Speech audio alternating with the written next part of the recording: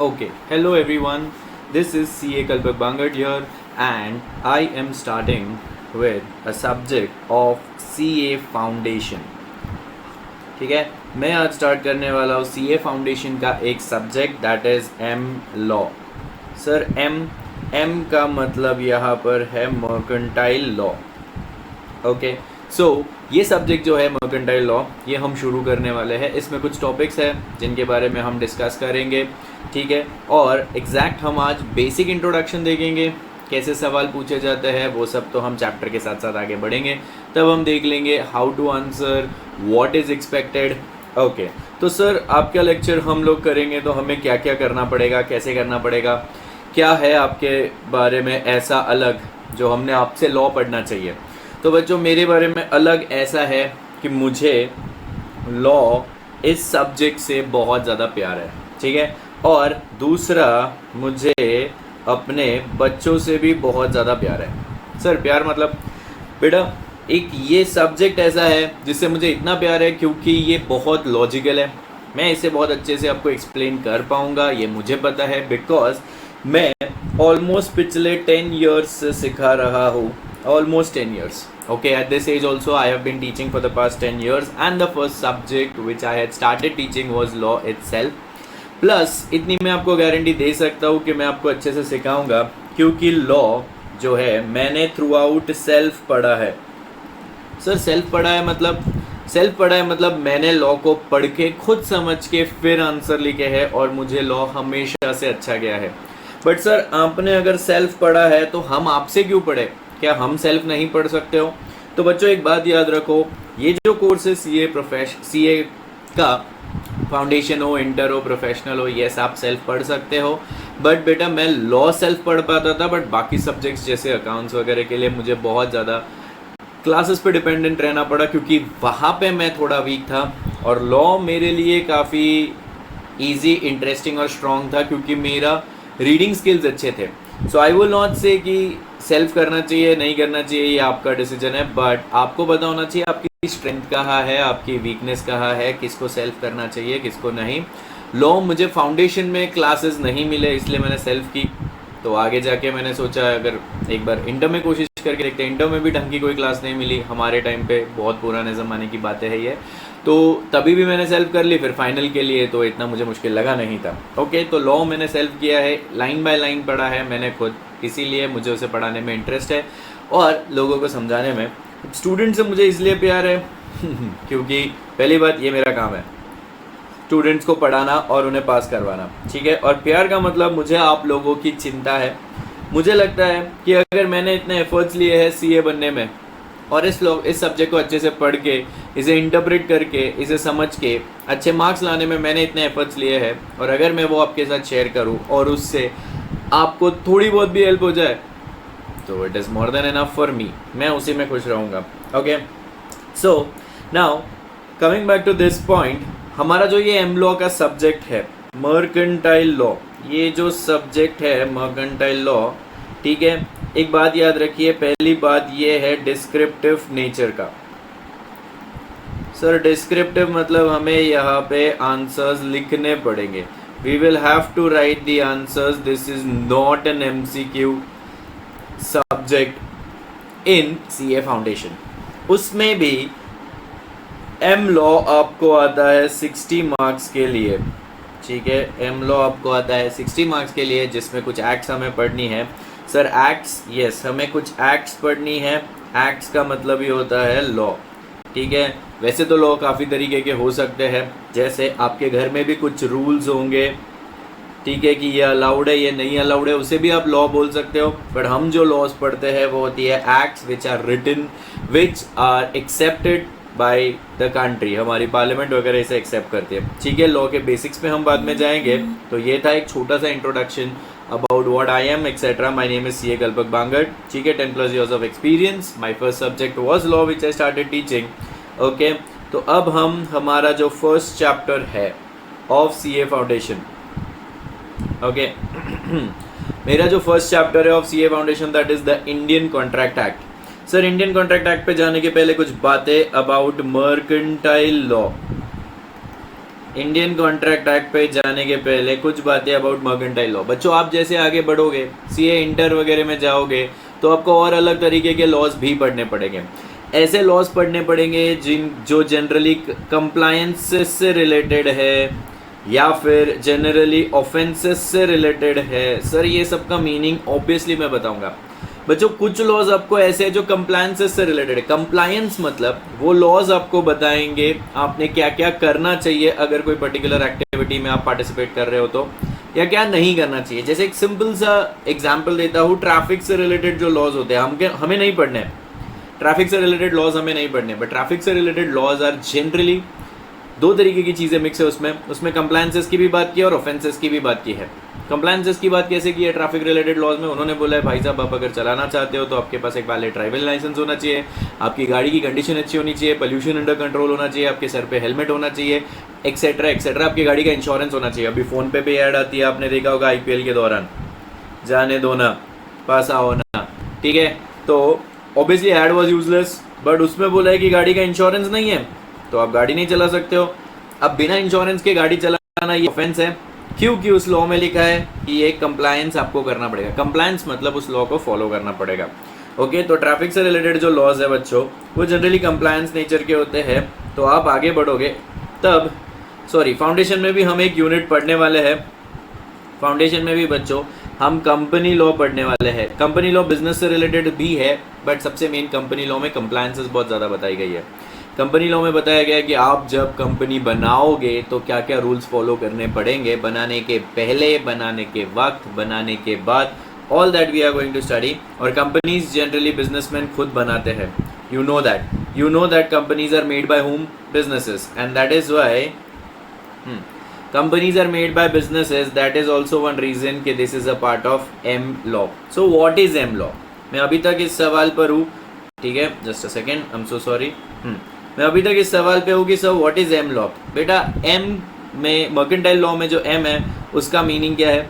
Mercantile law में जो M है उसका मीनिंग है बिजनेस, ठीक है। मर्केंटाइल लॉ में जो मीनिंग M है उसका मतलब है business. So mercantile laws are mainly related to business activities. आप जब बिजनेस करोगे तब कौन से कुछ लॉज आपके फॉलो करने चाहिए, वो लॉज दिए गए हैं मर्केंटाइल लॉ में। यहाँ तक समझा है तो हम आगे बढ़ते हैं। तो mercantile laws are related to what? Business laws, ठीक है। अब बिजनेस से रिलेटेड जो सबसे इंपॉर्टेंट और सबसे पहला लॉ है वो है the contract act. But obviously ये इंडिया के लिए बना था, इसीलिए इसे इंडियन कॉन्ट्रैक्ट एक्ट बोला गया है, क्योंकि ये बना था 1872 में। कब बना था बच्चों ये? 1872 में, मतलब लॉन्ग बिफोर आर इंडिपेंडेंस। हमें इंडिपेंडेंस कब मिला? 1947 में, ठीक है। हमें इंडिपेंडेंस मिला है 1947 में, बट ये लॉ उसके भी बहुत पहले पास हो चुका था। तो बट ऑब्वियस इसे ब्रिटिश इंडियन गवर्नमेंट ने पास किया था। ब्रिटिश गवर्नमेंट ऑफ इंडिया ने इस लॉ को पास किया था। और ये लॉ ज़रूरी क्यों है, क्या है, अब हम इसके ऊपर डिस्कशन करेंगे। बट उसके पहले ये याद रखो कि ये लॉ कब पास हुआ है? 1872। तो सर हमने इसे बदला क्यों नहीं? बेटा हमने इसे बदला नहीं क्योंकि इसे बदलने की ज़रूरत नहीं पड़ी। आपको ये समझना पड़ेगा कि ऐसा नहीं है कि ब्रिटिशर्स ने हर एक चीज़ जो की है वो ख़राब ही है। अगर ऐसा होता तो उन्होंने बनाए बहुत सारे ब्रिजेस, हम अब तक तोड़ चुके होते हैं, क्योंकि there are many bridges. The railways in India have been bought by the Britishers. We have improved them.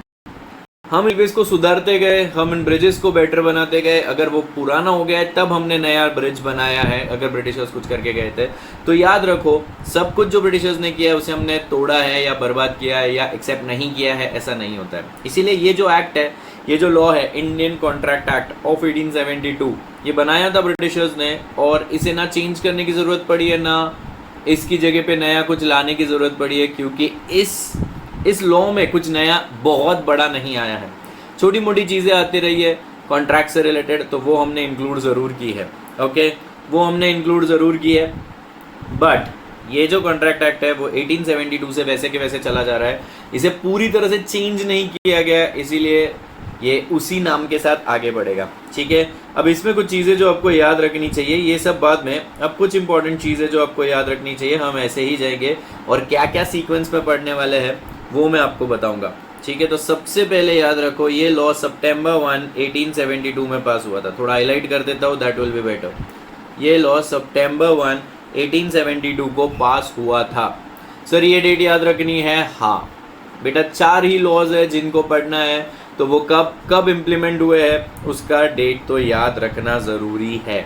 Point number 1, this law was established, sorry, this law was passed और it came into force. Sir pass होना अलग है, केम into force अलग होता है, याद रखना। Law पास अलग दिन पे होता है, कभी कभी same day come into force हो जाता है, कभी कभी उस लॉ में लिखा होता है कि इस दिन पास हुआ है बट इस दिन से इम्प्लीमेंट होगा। ओके, सो केम इनटू फोर्स मतलब उस दिन से इस लॉ के सारे प्रोविजंस या कुछ प्रोविजंस एप्लीकेबल हो गए होंगे, सब बताया होता है उस एक्ट में। ओके, सो ये लॉ कब हमारे फोर्स में आया? सितंबर 1 1872, याद रखना पड़ेगा। ओके, अब सर ये लॉ है क्या? This law is mainly related to mercantile और कमर्शियल थिंग्स। सर कमर्शियल, बेटा हम जिस बिल्डिंग में रहते हैं उसे रेसिडेंशियल बोला जाता है। हम जिस बिल्डिंग में रहते हैं उसे रेसिडेंशियल बोला जाता है। वहाँ पे हम क्या करते हैं? हम घर में, हम नीचे पार्किंग में गाड़ी लगाएंगे, ऊपर जाके रहेंगे, खाना खाएंगे, वहीं पे दिन रात हमारा वो घर है। बट ऐसी भी कुछ बिल्डिंगें होती है जहाँ पे सिर्फ और सिर्फ ऑफिसेज होते हैं। Do you agree? ऐसी कुछ बिल्डिंग्स होती है जहाँ पे सिर्फ ऑफिसेज होते हैं, वहाँ पे कोई रहता नहीं अलावा वॉचमैन के। वॉचमैन भी रहता नहीं होगा वहाँ पे, समझा? तो ऑफिसेज जिस बिल्डिंग में होते हैं हम उसे कमर्शियल कॉम्प्लेक्स बोलते हैं। ऐसी बिल्डिंग जिसमें सिर्फ ऑफिसेज होते हैं या शॉप्स होते हैं या शोरूम्स होते हैं उन्हें हम कमर्शियल कॉम्प्लेक्स बोलते हैं। जैसे कोई मॉल, अब मॉल में घर होते हैं क्या बच्चों? नहीं, मॉल को हम एक कमर्शियल कॉम्प्लेक्स बोल सकते हैं। जहाँ पे भी सारे ऑफिसेज ही ऑफिसेज है उनको हम कमर्शियल कॉम्प्लेक्सेस बोल सकते हैं। तो सर ये है क्या? बेटा ऑफिसेज जहाँ पर होते हैं वहाँ पे लोग आते हैं, काम करते हैं, बिजनेस ओनर्स अपना ऑफिस डालेंगे, वहाँ पे लोग जॉब करने आएंगे, बिजनेस ओनर पैसे कमाएगा।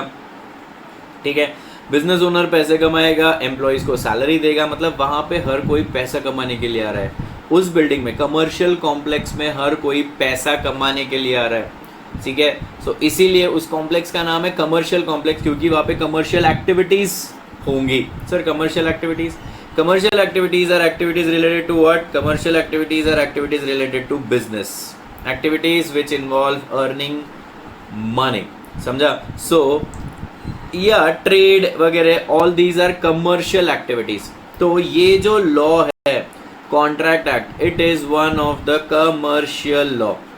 Sir commercial law, yes, it deals with commercial activities.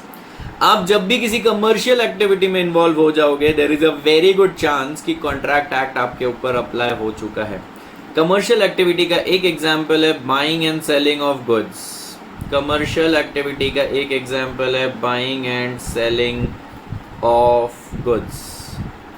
Okay, मैं जब किसी से गुड्स खरीदता हूँ, that is a commercial activity. एक और एग्जाम्पल देता हूँ, मैंने एक मूवी टिकट बाई किया।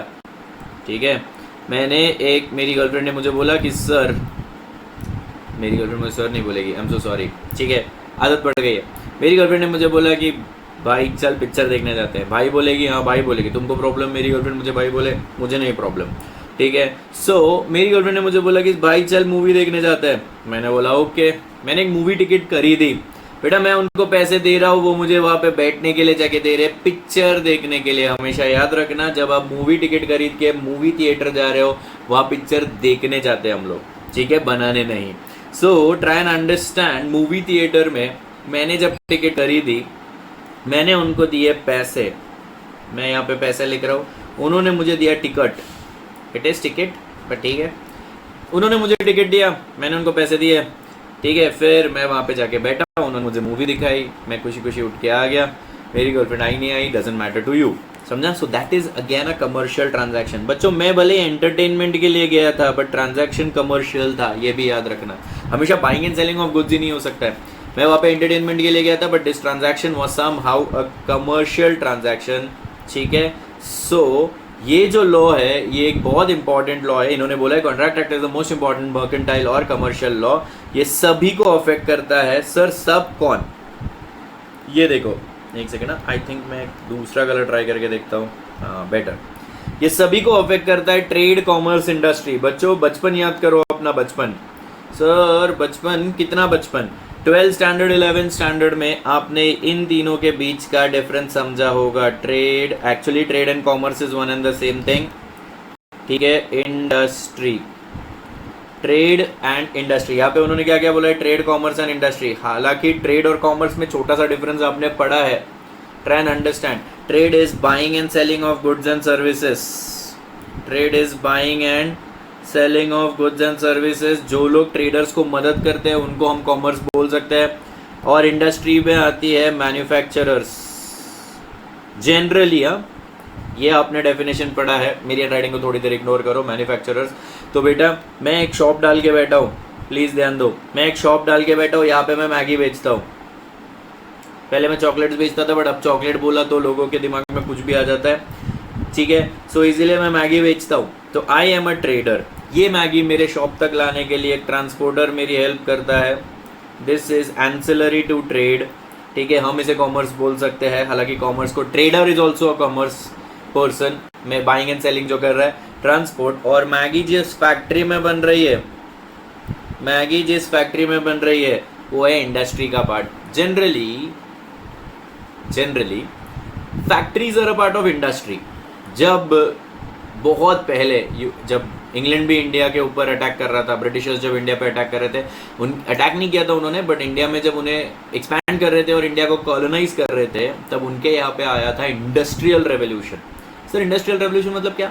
मतलब ब्रिटिशर्स जो गुड्स बना रहे थे, पहले छोटे स्केल पे बनाने थे, अब वो फैक्ट्रीज डालने लग गए और इस फैक्ट्रियों में बड़े बड़े स्केल पे गुड्स बनाने लगे। बट इन गुड्स को बेचने के लिए उनके पास जगह नहीं थी, इसीलिए वो पूरी दुनिया में अपना माल लेके जाते हैं। इंडिया में भी माल लेके आए, पहले सेलर बन के आए, उन्हें दिखा कि यहाँ पे हम मालिक बन के बैठ सकते हैं और उन्होंने हमारे देश पे कैप्चर किया। That is another story. The main thing is क्यों हो पाया?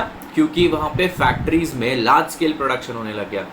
अब जब नंबर ऑफ फैक्ट्रीज बनने लग गई, उस चीज को बहुत ज्यादा प्रोडक्शन फैक्ट्रीज में होने लग गया, नई नई फैक्ट्री सेटअप होने लग गए, उसे उन्होंने बोला इंडस्ट्रियल रेवोल्यूशन। इतिहास में इस चीज को बोला जाता है इंडस्ट्रियल रेवोल्यूशन। इसीलिए इंडस्ट्री ये वर्ड जनरली फैक्ट्री के साथ जुड़ गया, समझा। वैसे सर्विस इंडस्ट्री भी, I am a part of teaching industry, try and understand. मैं यहाँ पे सिखा रहा हूँ आप लोगों को, I am a part of teaching industry, okay. मतलब जितने टीचर्स हैं मेरे साथ जो क्लासेस में सिखाते हैं, नॉट जस्ट सीए की क्लासेस, कुछ लोग यहाँ पे साइंस की क्लासेस लेते होंगे, इंजीनियरिंग की क्लासेस लेते होंगे। We are a part of the same industry because we are a group of firms doing the same business, okay. So try and understand, generally industry ये टर्म फैक्ट्रीज के साथ जुड़ चुका है, बट इंडस्ट्री का मतलब होता है जब कोई भी एक एक्टिविटी लार्ज स्केल पे की जा रही है by many firms working together, समझा। सो अब इन्होंने क्या बोला है यहाँ पर? सर हम एक एक लाइन को इतना डिटेल में जाएंगे नहीं, जहाँ मुझे ज़रूरी लगता है वहाँ हम लोग डिटेल में जाएंगे। It affects everybody, that is trade, commerce and industry. अगर आप गौर से देखोगे, एक ट्रेडर हो या कॉमर्स वाला पर्सन हो, ट्रांसपोर्टर, बैंक, ठीक है, इंटरनेट सर्विस प्रोवाइडर जैसे टेलीकॉम वगैरह प्रोवाइड करने वाले लोग, या इंडस्ट्री के लोग, फैक्ट्रीज वगैरह, ये सब बिजनेस कर रहे हैं। तो ये जो एक्ट है ये मेनली बिजनेस करने वाले लोगों के लिए ही बनाया गया है, ठीक है। और इस एक्ट का जो प्रीएम्बल है, प्रीएम्बल एक शॉर्ट इंट्रोडक्शन होता है जो हमारे कॉन्स्टिट्यूशन को भी है।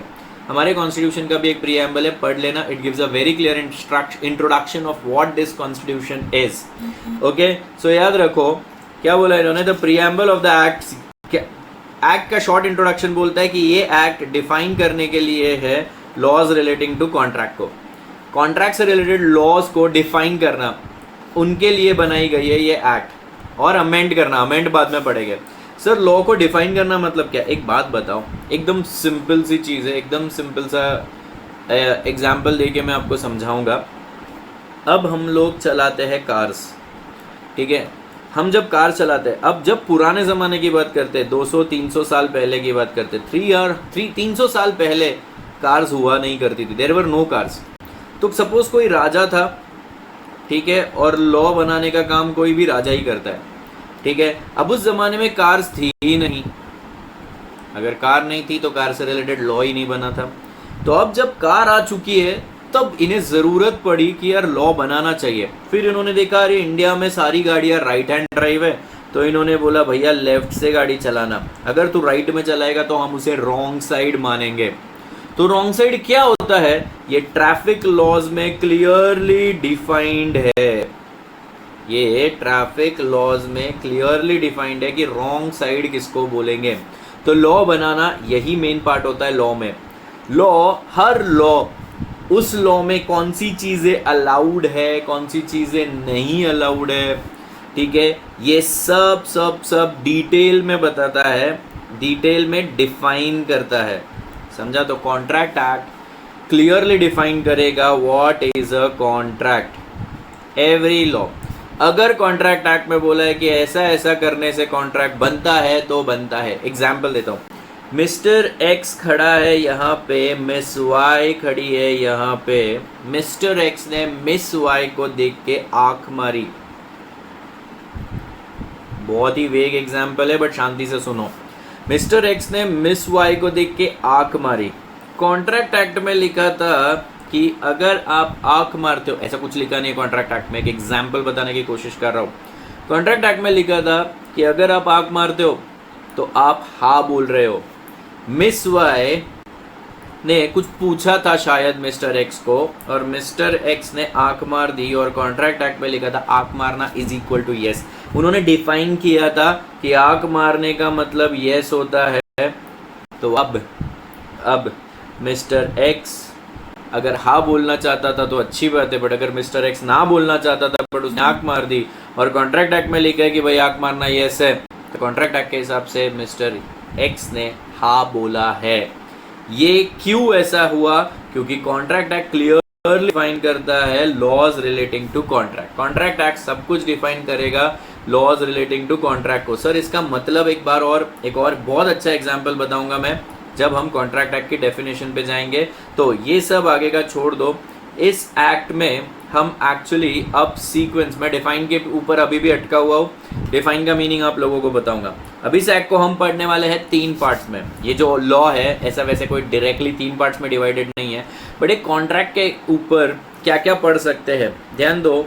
ये है मिस्टर ए, ये है मिस बी, ठीक है। एक second, miss B is from a different world, that is why Miss B, I am sorry Miss B, आपको मैंने सेम कलर दे दिया जो मिस्टर ए को दिया था, मिस बी। अब बहुत शांति से सुनो मिस्टर ए और मिस बी की कहानी, ठीक है। मिस्टर ए ने मिस बी को बोला क्या आप मुझसे दोस्ती करोगी, क्या आप मुझसे दोस्ती करोगी, ठीक है। ये सीधा सीधा बोला मिस्टर ए ने मिस बी को, ठीक है। मिस बी ने मिस्टर ए को बोला हाँ मैं दोस्ती करूंगी, प्लीज शांति से सुनो, हाँ मैं दोस्ती करूंगी। मिस्टर ए ने बोला क्या आप मेरी दोस्त बनोगी, मिस बी ने बोला हाँ मैं दोस्ती करूंगी। ये है मेरा एक एग्जाम्पल। अब हम जाते हैं मेरे दूसरे एग्जाम्पल पे। मिस्टर ए, मिस बी, ठीक है।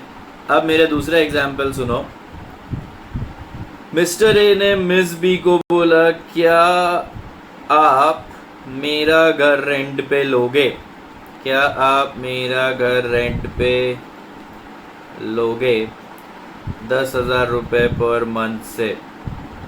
मिस बी ने भी यहाँ पे भी बोला हाँ मैं लूँगी क्या घर, हाँ मैं लूँगी आपका घर रेंट पे, ठीक है। अब यहाँ पे बहुत सारे सवाल पैदा होते हैं। इस केस में, केस 1 में मिस बी ने एक्सेप्ट किया कि मैं तेरी दोस्त बनूंगी, बट बनी नहीं। मिस बी को मिस्टर ए ने फ़ोन किया अगले दिन, तू मेरी दोस्त है चल मेरे साथ पिक्चर देखने चल, मिस बी ने आई नहीं आई, ठीक है। फिर चल खाना खाने चल, नहीं आई। सो व्हाट इज हैपनिंग, यहाँ पे मिस बी ने मिस्टर ए का प्रपोजल एक्सेप्ट तो कर लिया बट उसे पूरा ही नहीं कर रही है, ठीक है। अब मिस्टर ए को बुरा लगा। मिस्टर ए बोला तूने मेरे साथ जो कॉन्ट्रैक्ट किया है वो तू तोड़ दिया है, तूने मेरे साथ दोस्ती का कॉन्ट्रैक्ट किया था, वाओ निब्बा निब्बी थिंग्स। तूने मेरे साथ दोस्ती का कॉन्ट्रैक्ट किया था जिसे तू बिल्कुल निभा नहीं रही है, ये तुझसे उम्मीद नहीं थी मुझे मिस बी। मिस बी ने बोला दोस्ती का कॉन्ट्रैक्ट तोड़ा है, कोई जुल्म नहीं किया है, सॉरी कोई पाप नहीं किया है, जा तुझे जहाँ जाना है। मिस्टर ए चला गया कोर्ट में रोते रोते। मिस बी को बोलो अपने दोस्ती का कॉन्ट्रैक्ट निभाए। आपको क्या लगता है कोर्ट क्या करेगा? कुछ नहीं करेगा कोर्ट। कोर्ट मिस्टर ए को बोलेगा सर अंकल बैठिए 2 मिनट पानी पीजिए, फिर कोर्ट ऑर्डर करेगा इसको उठाओ मिस्टर ए को और पागलखाने में भर्ती करो। क्यों पागलखाने में भर्ती करो? क्योंकि ये पागलों की तरह कोर्ट का टाइम वेस्ट कर रहा है, कुछ भी उठा के लेके आए। क्या उठा के लेके आए? ये दोस्ती का कॉन्ट्रैक्ट। ये कौन सा कॉन्ट्रैक्ट होता है भाई? दोस्ती का कॉन्ट्रैक्ट, ठीक है। तो अब ये तो कॉन्ट्रैक्ट था नहीं, ये आप लॉजिकल सेंस में भी बता पा रहे हो कि सर ये तो कॉन्ट्रैक्ट था नहीं, ठीक है। अब मिस्टर ए मिस बी की दूसरी बात करते हैं। मिस्टर ए ने मिस बी को बोला क्या आप मेरा घर रेंट पे लोगे? 10,000 रुपये पर महीना देना पड़ेगा। आप कितनी भी सुंदर हो, मैं आपसे भाड़ा जरूर लूंगा क्योंकि मैं पैसा कमाना चाहता हूँ इधर, ठीक है। बट यहाँ पे मिस बी ने एक्सेप्ट भी कर लिया। मिस बी ने एक्सेप्ट किया कि हाँ मैं आपका घर रेंट पे लूंगी। बट अब मिस बी ने यहाँ पे हाँ बोलने के बाद घर रेंट पे लेने से मुकर गई। मिस बी आई नहीं घर रेंट पे लेने के लिए, ठीक है। अब मिस्टर ए अब बुरा मान गया फिर से। अब मिस्टर ए चला गया कोर्ट ऑफ लॉ के पास। मिस्टर ए चला गया लॉ के पास, कोर्ट ऑफ लॉ। जज के सामने रोने लग गया कि इसने मुझे वादा किया था मेरा घर रेंट पे लेगी, बट अब इसने रेंट पे नहीं लिया, इसने कॉन्ट्रैक्ट तोड़ा है। कितने लोगों को लगता है कि इस केस में मिस्टर ए को कोर्ट से रिलीफ मिलेगा? सर रिलीफ मिलेगा मतलब एक बात, पहली बात ये सुनो, मिस्टर ए भी सच बोल रहा है, मिस बी भी सच बोल रही है कि हाँ मैंने, मिस बी खुद बोल रही है हाँ मैंने लिया था, मैंने प्रॉमिस किया था आपका घर रेंट पे लूंगी, नहीं लेना चाहती हूँ। अब मिस बी ने अपना वादा तोड़ा है, ऊपर भी तोड़ा, दोस्ती का वादा भी तोड़ा, धोखेबाज निकले मिस बी, और घर रेंट पे लेने का वादा भी तोड़ा। 2 अलग केसेस है, दिस इज केस नंबर 2। अब इस केस में, सेकंड वाली केस में हमारा मिस्टर ए चला गया कोर्ट के पास और कोर्ट को बोल रहा है, क्या बोल रहा है कोर्ट को, कि इसने अपना वादा तोड़ा है जिसकी वजह से मुझे हुआ है कुछ नुकसान। नुकसान नहीं, अरे मुस्कान दिख रही है, रुको, नुकसान, that is loss. Mister A बोल रहे हैं मुझे लॉस हुआ। क्या लॉस हुआ? सर एक मिस सी थी जो ये घर रेंट पे लेने के लिए रेडी थी, बट उसे 9,000 रुपये पर मंथ से रेंट पे चाहिए था। मिस बी 10,000 से रेंट पे लेने के लिए रेडी हो गई। मैंने मिस बी को वादा कर दिया, मिस बी ने वादा करके कॉन्ट्रैक्ट में एंटर करके फिर उसे तोड़ा है, ठीक है।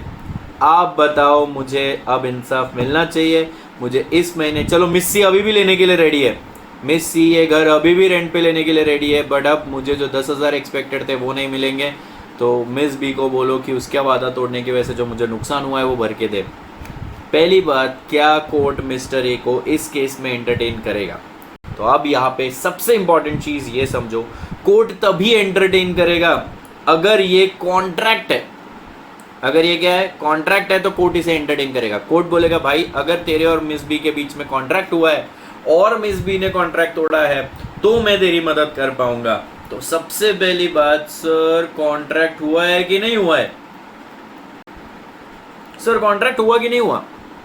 आपको कुछ लोग बोलेंगे सर नहीं हुआ कॉन्ट्रैक्ट, कुछ लोग बोलेंगे सर हो गया कॉन्ट्रैक्ट, और मैं बोलूंगा कोई भी गलत नहीं है। जो लोग बोल रहे कॉन्ट्रैक्ट नहीं हुआ वो भी सही बोल रहे हैं, जो लोग बोल रहे कॉन्ट्रैक्ट हो गया वो भी सही बोल रहे हैं। क्योंकि कॉन्ट्रैक्ट होता क्या, इसका डेफिनेशन एग्जैक्टली किसी को नहीं पता, हर एक का डेफिनेशन अलग होता है। आप भी अग्री करोगे, मैं भी अग्री करूंगा। अगर मैं खाना खाने बैठूं, अभी मैं वेजिटेरियन हूँ, मैं वेजिटेरियन हूँ, तो जब मैं खाना खाने बैठूंगा मेरे लिए नॉनवेज खाना गलत है, मेरे लिए गलत है। मैं ही नहीं बोल रहा आप मत खाओ, बट जो नॉनवेज खा रहा है वो बोलता होगा यार मेरे लिए सही है, क्योंकि हर एक के लिए अपने अपने डेफिनेशन अलग होते हैं। दोस्ती का परिभाषा बोलते हैं इसको हिंदी में। हर एक के लिए हर एक चीज़ की डेफिनेशन अलग होती है, समझा? प्यार की डेफिनेशन अलग होती है। मैं अपनी बहन से प्यार कैसे करता हूँ, मैं उसको मारता हूँ, अभी नहीं, अभी शादी हो गई मेरे बहन की, बहुत टाइम हो गया, ठीक है। बट जब वो छोटी थी मेरा प्यार दिखाने का तरीका यही था, क्या था? मैं अपनी बहन को फटके देता था, ठीक है। वो भी ऐसे ही प्यार दिखाती थी, हमारा इसी तरह से, क्योंकि आज भी वी आर गोइंग स्ट्रॉन्ग, मैं और मेरी बहन आज भी काफ़ी स्ट्रांगली टुगेदर है, मतलब हमारे बीच प्यार है। बट हम लोगों ने कैसे प्यार दिखाया? मार मार के, इतना मारते थे हम एक दूसरे को, that was our way of showing love. Everybody has a different definition of everything. तो हियर अगर कुछ कुछ लोग बोल रहे कि सर कॉन्ट्रैक्ट हुआ ही नहीं है, I will say yes you all are correct. कुछ लोग बोल रहे there was no contract, I will say yes you all are correct, there was no contract. मैं रीजन पूछूंगा क्यों लगता है आपको नो कॉन्ट्रैक्ट, तो आप बोलोगे सर मिस बी ने वादा तो किया है बट मिस्टर ए के पास प्रूफ ही नहीं है। सर यहाँ पे कुछ लिखा पढ़ी हुई नहीं, देयर वाज नथिंग रिटन। लिखा पढ़ी का मतलब there was nothing written sir, it was just oral.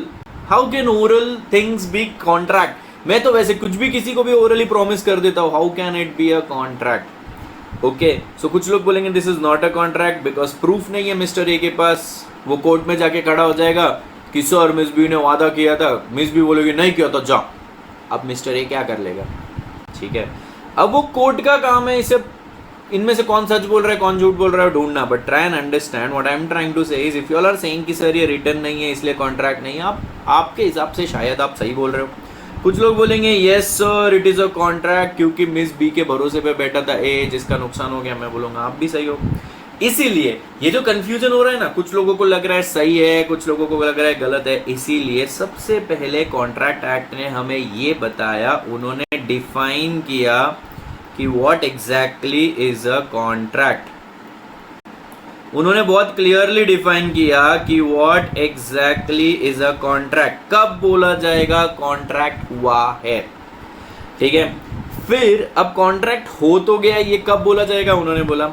फिर कॉन्ट्रैक्ट एक्ट ने ये भी बोला, रुकिए, कॉन्ट्रैक्ट एक्ट ने ये भी बोला how contract is made, how it is formed, contract बनता कैसे है।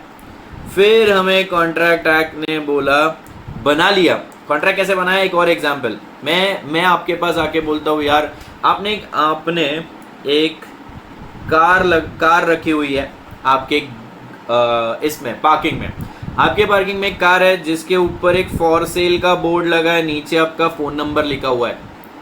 आपने एक कार रखी है पार्किंग में, उसके फॉर सेल का बोर्ड लगा है, मैंने वो नंबर पढ़ा, मैंने नंबर पढ़ा, मैंने आपको फ़ोन किया, मैंने बोला आई वांट टू बाय, आपने बोला ओके, प्राइस वाइज डिस्कस हो गया। ओरल था रिटर्न था वो सब बाद में देखेंगे। ओरल था तो भी अलाउड है नहीं है, रिटर्न था तो अलाउड है नहीं है। मैंने फ़ोन किया, मैंने आपको बोला मुझे आपकी कार खरीदनी है, आपने यस बोला। अब इस तरह से कॉन्ट्रैक्ट बनता है या नहीं बनता है, ये भी बताया है हमें कॉन्ट्रैक्ट एक्ट ने। कॉन्ट्रैक्ट बनाते कैसे हैं, आप ऑफर दोगे कैसे सामने वाले को अगर कॉन्ट्रैक्ट में आना है। जैसे मेरे को एक घर रेंट पे लेना है, मैं जाके देखता हूँ वहाँ पे बोर्ड पड़ा, मैंने फ़ोन किया, मैंने बोला मुझे आपका घर रेंट पे लेना है, वो बोलेंगे हाँ ठीक है हम देना चाहते हैं, हमारे बीच कॉन्ट्रैक्ट हुआ, उन्होंने बोला नहीं देना चाहते, नहीं हुआ। सो कॉन्ट्रैक्ट बनता कैसे है, ये बनने के बाद कॉन्ट्रैक्ट परफॉर्म कैसे करना है ये भी बताया है कॉन्ट्रैक्ट एक्ट ने। How to perform it, sir how to perform it मतलब एक एग्जांपल देता हूँ। आपने पढ़ तो लिया कार फॉर सेल, ठीक है, बहुत शांति से सुनो, कार फॉर सेल पढ़ लिया मैं आपके घर के नीचे आके कार फॉर सेल पढ़ा, मैंने आपको फ़ोन किया, आप नीचे आए, आपने मुझे पूरी गाड़ी दिखा दी। उस गाड़ी में म्यूज़िक सिस्टम भी था, उस गाड़ी में था म्यूज़िक सिस्टम। आपने प्राइस बोली 5 लाख रुपए, मैं अग्री कर दिया। जब मैं 5 लाख, मैंने बोला 4 दिन बाद आके गाड़ी लेके जाऊंगा। 4 दिन बाद जब मैं गाड़ी लेने आया, मैंने 5 लाख रुपए आपके सामने दिखे, आपने मुझे कार की कीज दे दी, मैंने अंदर खोल के देखा, there was no music system in it. आप बोल रहे हो सर मैंने कार की बात की थी, मैं बोल रहा हूँ मैंने भी कार की बात की थी, जैसी दिखाई थी वैसी चाहिए। आपने जब 5 लाख बोला तो कार की, अब आप सही हो मैं सही हूँ, अगर आप सही हो तो ये कॉन्ट्रैक्ट खत्म हो गया, आपने आपका पार्ट परफॉर्म कर दिया। क्या परफॉर्म किया आपने मुझे कार दे दी, मुझे मेरी कार मिल गई, मैं चुपचाप चला जाऊंगा। अब क्या हुआ, मैं कोर्ट में चला गया, कोर्ट में जाने के बाद बोला आपने आपका कॉन्ट्रैक्ट ठीक से परफॉर्म नहीं किया है, पूरी तरह से परफॉर्म नहीं किया है, आपने मुझे म्यूजिक सिस्टम नहीं दिया। आप कोर्ट में बोल रहे हो सर मैंने तो कार की प्रॉमिस की थी, कार दे दी, म्यूजिक सिस्टम दिया ही नहीं। अब कोर्ट परेशान, किसकी साइड लूँ? तो कोर्ट को बोला गया सर आप टेंशन मत लो, कॉन्ट्रैक्ट एक्ट में लिखा है परफॉर्म कैसे करना है, कार के साथ म्यूजिक सिस्टम होना चाहिए था कि नहीं होना चाहिए था, ये कॉन्ट्रैक्ट एक्ट में क्लियरली लिखा है कि कैसे चेक करना है, वो लिखा। एंड लास्ट, अगर परफॉर्म ठीक से नहीं किया या कॉन्ट्रैक्ट में एंटर करने के बाद अगर कोई भी अपना प्रॉमिस पूरा नहीं करता है, जैसे ये दीदी इसने बोला था मैं घर रेंट पे लूंगी बट नहीं लिया इसने, तो what she has done is called as a breach. उसने जो किया है उसे क्या बोला जाता है? Breach of contract. उसने, ब्रीच का मतलब होता है तोड़ना, उसने कॉन्ट्रैक्ट को तोड़ा है। तो कब माना जाएगा कि कॉन्ट्रैक्ट टूटा है, ये भी कॉन्ट्रैक्ट एक्ट में बताया। तो मेन 4 चीजें है, ये छोटा पार्ट है। सबसे पहले कॉन्ट्रैक्ट एक्ट ने डिफाइन किया है कि कॉन्ट्रैक्ट बोलेंगे किसको। फिर कॉन्ट्रैक्ट एक्ट ने ये भी बताया कि कॉन्ट्रैक्ट फॉर्म कैसे होता है। फिर कॉन्ट्रैक्ट एक्ट ने ये भी बताया कि फॉर्म करने के बाद उसे परफॉर्म कैसे करना है, ठीक है। और फिर कॉन्ट्रैक्ट एक्ट ने ये भी बताया है कि कब माना जाएगा कि किसी ने कॉन्ट्रैक्ट को तोड़ा है, क्योंकि जो कॉन्ट्रैक्ट तोड़ेगा वो नुकसान भरपाई देगा। क्या देगा? नुकसान भरपाई। मतलब मैंने कॉन्ट्रैक्ट तोड़ने की वजह से अगर आपको नुकसान हुआ है तो मुझे आपको नुकसान भर के देना पड़ेगा। Okay, so these are the 4 main things that we are going to study in the whole 6 units of the contract act. आपकी इंस्टीट्यूट ने यूनिट्स में बांट के दिया है, बहुत अच्छा काम किया है। तो अब कॉन्ट्रैक्ट एक्ट में हमें क्या क्या पढ़ना है? तो वंस अगेन, अब इनके बीच कॉन्ट्रैक्ट हुआ था नहीं हुआ था, हम आएंगे इस एग्जाम्पल पे भी आएंगे। कॉन्ट्रैक्ट हुआ था नहीं हुआ था, अगर हुआ था तो मिस बी ने ब्रीच किया है नहीं किया है। बट अब कॉन्ट्रैक्ट का मेन एम समझो, कॉन्ट्रैक्ट होता क्या है वो तो हम पढ़ेंगे। डिफाइन किया गया है कॉन्ट्रैक्ट को, ठीक है। तो कॉन्ट्रैक्ट होता क्या है ये कॉन्ट्रैक्ट एक्ट ने बोला है। कॉन्ट्रैक्ट एक्ट ने जो बोला है उन्हीं कॉन्ट्रैक्ट को कॉन्ट्रैक्ट माना जाएगा। अगर कॉन्ट्रैक्ट एक्ट ने जैसा बोला है वैसा कॉन्ट्रैक्ट आपके बीच में नहीं बना तो आप कोर्ट्स की मदद नहीं ले पाओगे, ठीक है। तो कॉन्ट्रैक्ट होता क्या है, कॉन्ट्रैक्ट बनता कैसे है, बनाते वक्त क्या क्या सोचना चाहिए, तब जाके आपका कॉन्ट्रैक्ट लीगली वैलिड होगा। तब अगर सही तरीके से कॉन्ट्रैक्ट बनाओगे तो ही बाद में कोर्ट की मदद मांगने जा सकते हो। जैसे मैंने आपको घर रेंट पे दिया और मैंने रेंट एग्रीमेंट ही नहीं बनाया, मैंने आपको घर रेंट पे दिया, रेंट एग्रीमेंट ही नहीं बनाया, अब आप घर छोड़ के चले गए अचानक, मेरे पास क्या प्रूफ है कि आपने मुझे प्रॉमिस किया था कि 2 महीने की नोटिस दोगे, जाने के 2 महीने पहले मुझे बताओगे। अगर 2 महीने पहले मेरे को बताया तो मैं 2 महीने के बाद आप 2 महीने का कम से कम रेंट लूंगा और फिर ही आपको घर खाली करने दूंगा। ये सब नोटिस में लिखा था, ये सब रेंट एग्रीमेंट में लिखा था, मैंने रेंट एग्रीमेंट ही नहीं बनाया। अब मैंने रेंट एग्रीमेंट नहीं बनाया, मैं कैसे प्रूफ करूंगा कि मुझे 2 महीने का नोटिस पीरियड चाहिए ही था।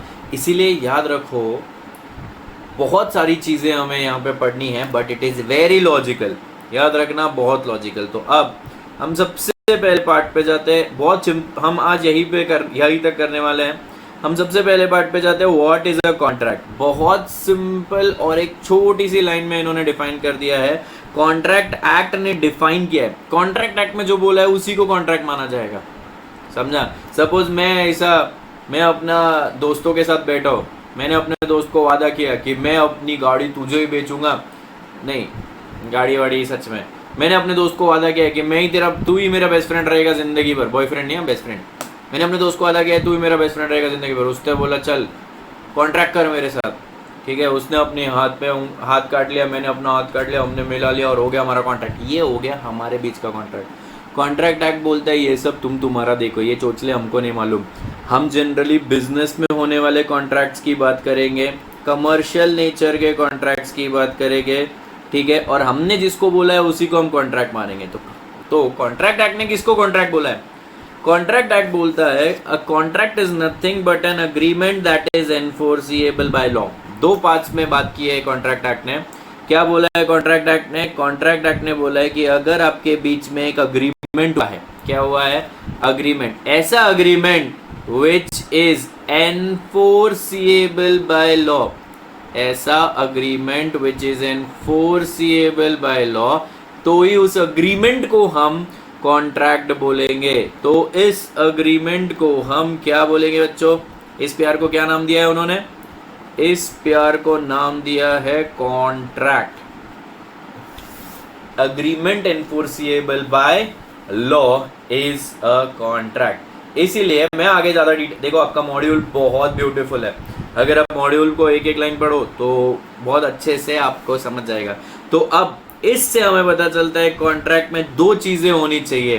पहला, एक अग्रीमेंट बनाओ और एग्रीमेंट ऐसा बनाओ जो लीगली एनफोर्सिएबल हो। अब अग्रीमेंट क्या होता है उसके पहले हम लीगल एनफोर्सिएबिलिटी की बात करते हैं। कोई भी चीज लीगली एनफोर्सिएबल तब होती है जब आप उस मैटर को कोर्ट में लेके जा सकते हो और कोर्ट उसके ऊपर डिस्कशंस या फिर केस करके पूरा एंटरटेन करके कोर्ट उसके ऊपर कोई डिसीजन दे पाए। समझा? तो अग्रीमेंट, अगर आपने एक ऐसा अग्रीमेंट बनाया है विच इज एनफोर्सिएबल बाय लॉ, ऐसा अग्रीमेंट बनाया है विच इज एनफोर्सिएबल बाय लॉ, तो उस अग्रीमेंट को कॉन्ट्रैक्ट बोला जाएगा। तो एक एग्जाम्पल जो हमारा था यहाँ पर, अब यहाँ पे दोस्ती का जो कॉन्ट्रैक्ट था, कॉन्ट्रैक्ट नहीं बोलता हूँ मैं, इसको बोलता हूँ दोस्ती का अग्रीमेंट। अग्रीमेंट का भी डेफिनेशन दिया है कॉन्ट्रैक्ट एक्ट पे, हर चीज का डेफिनेशन दिया है। अग्रीमेंट भी किसको बोलेंगे उसका भी डेफिनेशन दिया है, टेंशन मत लो। मिस्टर ए ने बोला आप मेरी दोस्त बनोगी, मिस बी ने बोला हाँ बनूंगी। अग्री किया मिस बी ने, हाँ अग्री किया। मिस्टर ए ने बोला आप मेरी दोस्त बनोगी, मिस बी ने अग्री कर लिया, तो इनके बीच हो गया अग्रीमेंट। अब जैसे ही मिस बी ने ये अग्रीमेंट तोड़ दिया, मिस बी बनी नहीं दोस्त, हाँ बोल के भाग गई, अगले दिन आई नहीं। मिस्टर ए बुला के थक गया, पिक्चर चल इधर चल, आई नहीं। अब मिस्टर ए क्या करता है, मिस्टर ए जाता है कोर्ट के पास और बोलता है सर इसने एक अग्रीमेंट किया था कि ये मेरी दोस्त बनेगी, बट ये मेरी दोस्त नहीं बन रही है, आप मेरी मदद करो। कैसे मदद करो, कैसे मदद करो? कोर्ट ये नहीं बोलेगा, कोर्ट बोलेगा अच्छा ये कोर्ट में जा रहा है, कोर्ट को बोल रहा है मदद करो। कोर्ट देखेगा सर मैं क्या मदद करूं, मैं उसको बोलूं? कोर्ट बोलेगा मैं मिस बी को बोलूं कि अपना वादा पूरा कर। मिस्टर ए बोलेगा हाँ हाँ बोलो। कोर्ट बोलेगा पागल हो गया क्या? हमारे कंट्री में there are some fundamental rights, किसको किसके साथ रहना है जीना ये पर्सनल चॉइस है। कोर्ट ये नहीं जबरदस्ती कर सकता, कोर्ट नहीं बोल सकता मिस बी को कि आपका वादा पूरा करो। मतलब आपके बीच में, ए और बी के बीच में जो ये वाली अग्रीमेंट हुई है, इसको आप कोर्ट में नहीं लेके जा सकते। लेके भी गए तो कोर्ट एंटरटेन नहीं करेगा। कोर्ट में तो आप कुछ भी लेके जाओ, ठीक है। बाजू वाले की बिल्ली आके मेरे घर में गंदा करके जा रही है, मैं जा सकता हूँ कोर्ट में, उसके मेरे को डिस्टर्बेंस हो रहा है। अब कोर्ट देखेगा ये मैटर सच में कोर्ट में लाने लायक है या नहीं है। अगर है तो it is enforceable by law. अगर ये मैटर कोर्ट में ला ही नहीं सकते, अब ये पर्सनल चॉइस की बात है।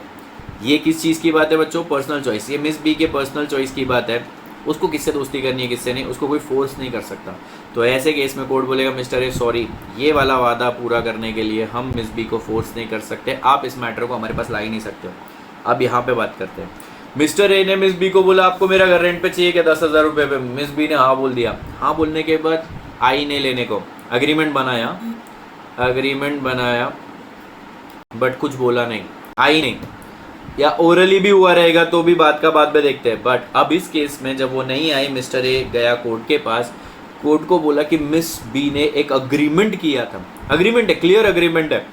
बिकॉज मिस्टर ए ने बोला do you want my house on rent at 10,000 rupees per month. Miss B ने घर देखने के बाद बोला yes I want it at 10,000 rupees per month, और मतलब she agree to whatever mister A was offering, and now she is not showing up, she did not come to take the house on rent. अब mister A फिर से रोते रोते court के पास गया और कोर्ट को बोला मिस बी ने मुझे धोखा दिया है, मिस बी को बोलो अपना वादा पूरा करे। कोर्ट ने देखा वादा क्या था, 10,000 रुपये महीना देने का और आपका घर रेंट पे लेने का, ठीक है। हम मिस बी को बोले, और उसमें वादे में ये भी लिखा था कि 2 महीने की नोटिस देनी पड़ेगी अगर छोड़ना है तो, ठीक है हम मिस बी को 2 महीने का रेंट देने लगा सकते हैं, इससे ज़्यादा हम नहीं उसको भी बोल सकते, क्योंकि अगर उसको छोड़ना भी है तो 2 महीने का पीरियड ही देना है ना उसको, समझा। तो ऐसे केस में कोर्ट इस एग्रीमेंट को एंटरटेन करेगा, कोर्ट इस एग्रीमेंट को पूरा करने लगा सकता है, इसीलिए इस एग्रीमेंट को हम कॉन्ट्रैक्ट बोल सकते हैं, जबकि ऊपर वाली एग्रीमेंट को हम कॉन्ट्रैक्ट नहीं बोल सकते हैं। तो सर कॉन्ट्रैक्ट होता क्या है? बहुत सिंपल। कॉन्ट्रैक्ट होता क्या है? बहुत बहुत सिंपल। कॉन्ट्रैक्ट इज एक ऐसा अग्रीमेंट जिसको आप कोर्ट में लेके जा सकते हो अगर कोई उस अग्रीमेंट को पूरा नहीं करता है। मतलब मैंने अगर आपसे आपकी गाड़ी खरीदने का वादा किया है, आप बेचना चाहते हो, मैं खरीदना चाहता हूँ, हमारे बीच हो गया अग्रीमेंट, और मैं अब खरीदने से मना करता हूँ, पूरे पैसे देने से मना करता हूँ, या आप गाड़ी देने से मना करते हो, मतलब उस अग्रीमेंट में एक जन भी अगर अपना पार्ट पूरा नहीं कर रहा है तो दूसरा बंदा कोर्ट में जा सकता है। अगर ऐसा है तो वो कॉन्ट्रैक्ट है, अगर ऐसा नहीं है तो कॉन्ट्रैक्ट नहीं है। एक और एग्जाम्पल, ठीक है, मैंने अपने पापा को बोला, मैं के बी सर, मैंने अपने पापा को बचपन में बोला पापा मैं एक अच्छा बच्चा बनूंगा, मैं हमेशा एक अच्छा बच्चा बन के रहूँगा। क्या बन के रहूँगा? अच्छा बच्चा बन के रहूँगा, आप मुझे एक फ़ोन लेके दे दो। मेरे पापा खुश हो गए, मुझे उन्होंने फ़ोन लेके दिया, और मैं अच्छा बच्चा बना ही नहीं। मेरे पापा ने बोला देख अपने बीच अग्रीमेंट हुआ था, हाँ अग्रीमेंट हुआ, बोला था मैं अच्छा बच्चा बनूंगा, आपने बोला था फ़ोन लेके दोगे, आपने फ़ोन लेके दिया, मैं अच्छा बन के बैठा हूँ। पापा बोला नहीं, तो अच्छा बच्चा नहीं है। मैंने बोला मैं हूँ। पापा ने बोला नहीं, मैं जा रहा हूँ कोर्ट में कि तूने अपना वादा तोड़ा है, तूने अग्रीमेंट तोड़ा है। पापा कोर्ट में जा पाएंगे क्या? ऑब्वियसली नहीं। ये जो अग्रीमेंट है ये डोमेस्टिक अग्रीमेंट है। कौन सा अग्रीमेंट है? डोमेस्टिक, घरेलू, घर के अंदर की बात है ये। इसमें कोई लेन देन वाली बात नहीं थी। ऑब्वियसली इसमें कोई लेन देन वाली बात नहीं थी। मैं पापा से जो ले रहा हूँ वो फ़ोन है। मैं जो बोल रहा हूँ, मैं जो प्रॉमिस करूँ, अच्छा बच्चा, अच्छा बच्चे की कोई डेफिनेशन ही नहीं होती है। कोर्ट बोलेगा सर हम उसे अच्छा बच्चा बनने को वैसे बोल सकते हो। कोर्ट ने मुझे पूछा, अरे तूने बोला, कोर्ट पूछेगा नहीं। पापा ने बोला तू अच्छा बच्चा नहीं। मैंने बोला हम अच्छा बच्चा तो पहले 7 बजे उठता था, पौने 7 बजे उठ रहा हूँ, और कितना अच्छा बनूँ। दैट्स इट, हो गया, मेरे लिए ये अच्छा था। पापा ने बोला पहले तू गालियाँ बहुत देता था, अभी भी देता है। मैंने बोला मैंने कब बोला कि गाली देना ख़राब है? गाली तो सारे बच्चे देते हैं, अच्छे हो बुरे हो। तो उस पर अच्छे बुरे की डेफिनेशन ही नहीं है। अच्छे बुरे की डेफिनेशन क्या है मेरे लिए? मेरे लिए अच्छा मतलब क्या? मैं 15 मिनट जल्दी ख़त्म होऊंगा, 15 मिनट जल्दी उठते जाऊंगा। ख़त्म क्यों हो रहा हूँ मैं? 15 मिनट जल्दी उठते जाऊंगा, समझा यहाँ पे? तो दैट इज़ अच्छा फॉर मी। ओके, सो इसीलिए याद रखो, डोमेस्टिक अग्रीमेंट ये वाला अग्रीमेंट तो है, बट इसको हम कहाँ नहीं लेके जा सकते? कोर्ट में नहीं ले जा। एक और एग्जांपल, पापा ने मम्मी को प्रॉमिस किया है हर महीने 20,000 रुपये दूंगा तुझे, हर महीने 20,000 रुपये दूंगा तुझे, ऐसे ही। इसके बदले में मुझे कुछ चाहिए नहीं चाहिए, दैट इज सेकेंडरी। अच्छी मम्मी बन के रहो, ठीक है, घर संभालो, सब करो, मैं आपको 20,000 रुपये हर महीने दूंगा। एक महीने पापा ने नहीं दिए, मम्मी कोर्ट में नहीं जा सकती। Again this is a domestic agreement. मैंने अपने दोस्त को प्रॉमिस किया मैं उसकी शादी में जाऊंगा, नहीं गया, वो कुछ नहीं कर सकता। It is a social agreement. दोस्तों के बीच वाली agreement is a social agreement. मैंने अपने दोस्त को बोला मैं उसका फ्लैट खरीदूंगा, और अब नहीं खरीद रहा हूँ। मैंने अपने दोस्त को क्या बोला? मैं केबी सर अपने फ्रेंड को, बेस्ट फ्रेंड, बचपन का दोस्त मेरा, 25 30 50 सालों से दोस्त है रहा वो, मैंने उसको बोला मैं उसका फ्लैट बाय करूंगा, बट मैंने मना कर दिया। क्या ये दोस्त जा सकता है कोर्ट? हाँ, मैं उसका फ्लैट खरीदने वाला था, मैंने मना कर दिया। अब हमारे बीच जो अग्रीमेंट हुई थी, ये अग्रीमेंट ऐसी है कि अगर कोई भी एक जन तोड़ दे तो दूसरा कोर्ट जा सकता है। उसकी शादी में जाने का वादा मैंने तोड़ा, उसके लिए वो कोर्ट नहीं जा सकता कि इसको ये शादी में नहीं आया, इसके 1,000 रुपये का इसका खाने का था और 2,000 रुपये की इसकी रूम बुक करके रखी थी मैंने, मेरा दोस्त बोल रहा है 3,000 रुपये का केस डालूंगा तेरे ऊपर। नहीं कह सकता। शादी में जाना नहीं जाना is a social agreement, it is not a commercial agreement. समझा यहाँ पे? But this is a commercial agreement. What buying a flat, फिर वो दोस्त से खरीदो किससे भी खरीदो, समझा? तो ऐसे एकदम सिंपल हो जाता है समझना कि सर कौन सी चीज़ें कॉन्ट्रैक्ट है, कौन सी चीज़ें कॉन्ट्रैक्ट नहीं है। क्या पढ़ा हमने? सबसे इंपॉर्टेंट 2 चीज़ें। आज का डिस्कशन हम 5-10 मिनट में यहाँ पे ख़त्म हो जाएगा। हमने 2 इंपॉर्टेंट चीज़ें, रुक जाओ ये सब खत्म करने दो मुझे। हाँ, कौन सी 2 इंपॉर्टेंट चीज़ें समझी? अरे मेरे भाई रुक। पहला, एक अग्रीमेंट होना चाहिए, और अग्रीमेंट ऐसा होना चाहिए which is enforceable by law. तो कॉन्ट्रैक्ट एक्ट ने अग्रीमेंट का भी डेफिनेशन दिया है, बहुत सिंपल है। कॉन्ट्रैक्ट एक्ट ने अग्रीमेंट का भी डेफिनेशन दिया है। कॉन्ट्रैक्ट एक्ट का बोल रहा है अग्रीमेंट मतलब every promise and every set of promise forming consideration for each other. ठीक है, every promise and every set of promise forming consideration for each other. KB sir का फ्रेंड, ठीक है, केबी सर ने इसको बोला तेरा फ्लैट मैं 40 लाख रुपए में बाय करूंगा, I will by your flat for 40 lakh. He said yes. अब ध्यान दो, यहाँ पे 2 प्रॉमिसेस हो चुकी है। यहाँ पे कितनी प्रॉमिसेस हुई है? 2। एक मैंने प्रॉमिस किया है 40 लाख, मैं अपने दोस्त को 40 लाख दूंगा, दान नहीं दे रहा हूँ। मैं अपने दोस्त को जो प्रॉमिस कर रहा हूँ, it is against his promise to sell me his flat. What is he promising to sell? He is promising to sell his flat.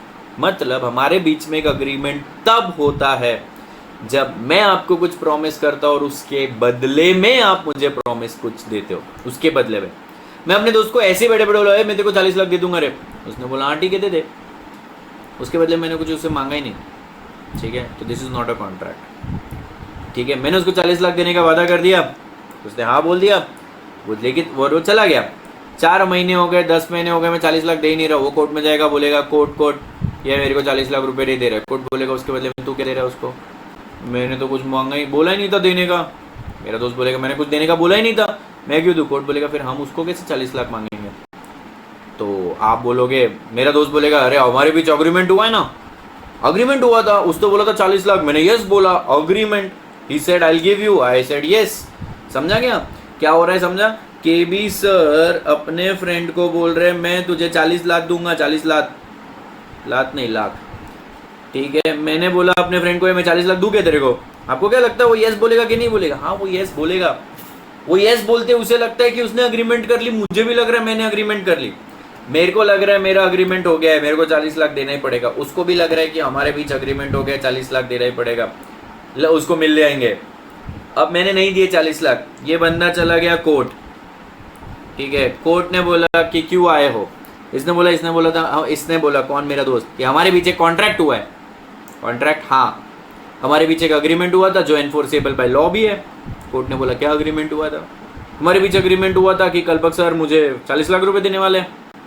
Court ने बोला ओके, तो ये तो अग्रीमेंट भी नहीं हुआ।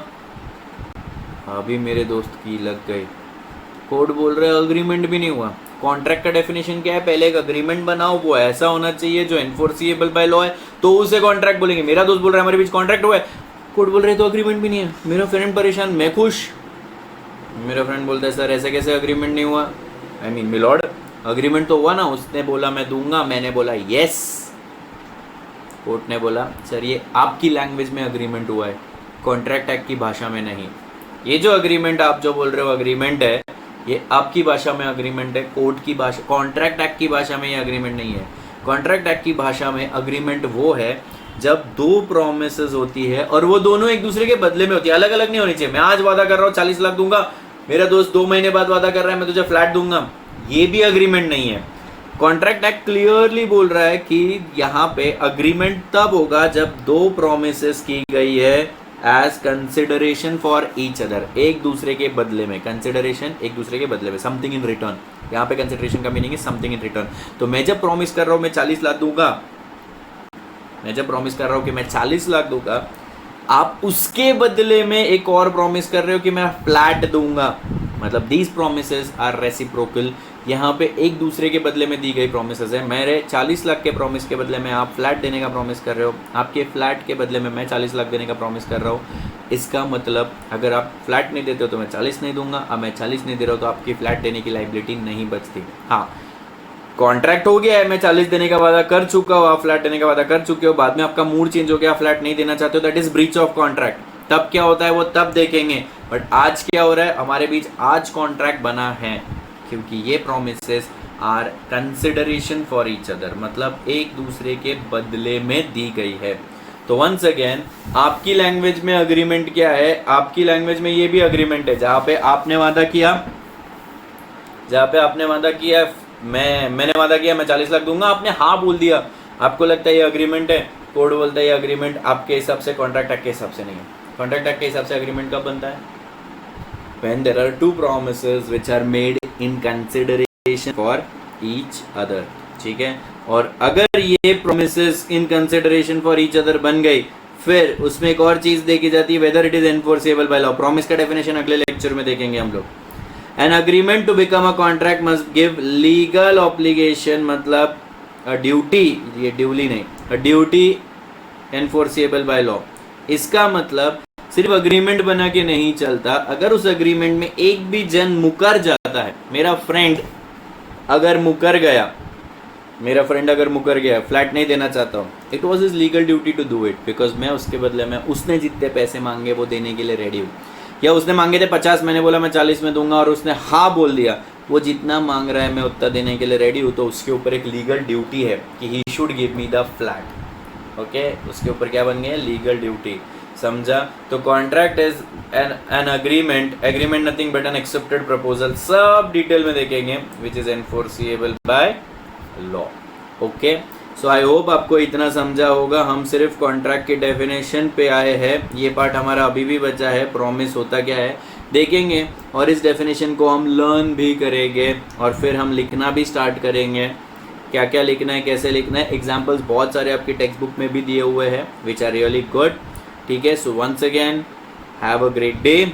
ठीक है, ये सब करने वाले बेटा, ये भी पार्ट हम नहीं छोड़ेंगे, हम ये भी करेंगे। Okay, don't worry.